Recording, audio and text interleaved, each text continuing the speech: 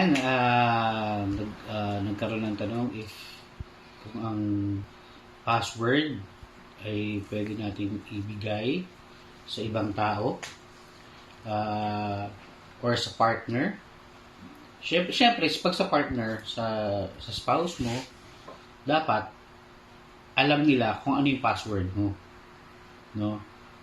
Dapat malaman nila kung ano yung ginagagawa mo sa gadgets, sa social media, para at least maparamdam mo sa kanila na yung honesty mo, no, sa relationship niyong mag-asawa.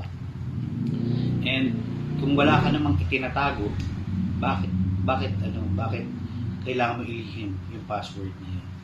And syempre, 'di ba, dapat din malaman din ng spouse mo, ng partner mo, yung mga passwords mo, para at least if ever na mawala yung gadget mo or maiwan mo sa bahay, tapos may kinakailangan na documents or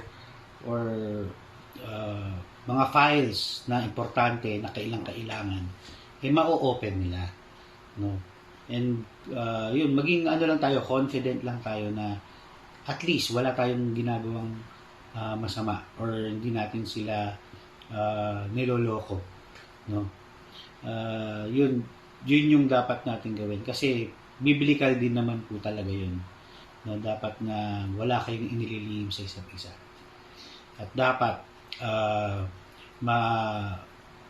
magalaw nila or ma-open nila lahat, no? Pero sa ibang tao, syempre hindi dapat.